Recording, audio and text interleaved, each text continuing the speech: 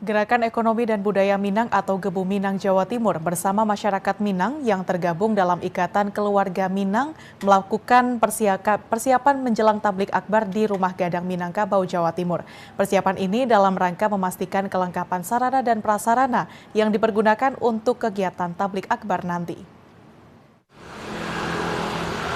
Persiapan ini dimulai dari sarana dan prasarana yang akan dipergunakan untuk kegiatan Tablik Akbar nanti, serta kesiapan menampilkan kuliner Minang dari Sumatera Barat maupun narasumber yang akan mengisi ceramah. Kegiatan Tablik Akbar nanti akan menghadirkan Buya Ristawardi Datuk Marajo Nan Batuke Ameh dari Padang, Sumatera Barat.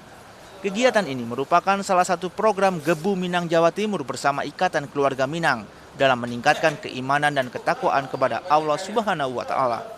Selain itu juga bertujuan untuk meningkatkan tali persaudaraan sesama umat Muslim maupun sesama masyarakat Minang yang ada di Jawa Timur. Pengurus DPW Gebu Minang Jawa Timur Sahlan Aswar mengatakan Tablik Akbar ini bertujuan untuk mendapatkan ilmu siraman rohani kepada masyarakat baik masyarakat Minang maupun masyarakat Jawa Timur. Sampai hari ini sudah mendekati selesai, baik akomodasi, tempat, lahan parkir sudah selesai. Yang kita harapkan ke depan bagaimana acara ini betul-betul semarak, masyarakat hadir, dan ini bukan hanya untuk masyarakat Minang.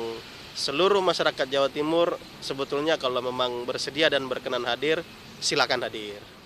Sebagai orang Minang yang ada di Jawa Timur, kita perlihatkan bahwa kekompakan kita dan keseriusan kita untuk membesarkan Gebu Minang di Jawa Timur. Di samping kita nanti bisa beribadah, begitu silaturahmi dan menambah ilmu, sehingga Gebu Minang ini kelihatan keadaannya di Jawa Timur. Sahlan Aswar berharap Tablik Akbar yang digelar pada tanggal 21 Januari 2023 nanti dapat semarak dan tidak hanya diikuti oleh masyarakat Minang, tetapi juga dapat diikuti oleh masyarakat Jawa Timur.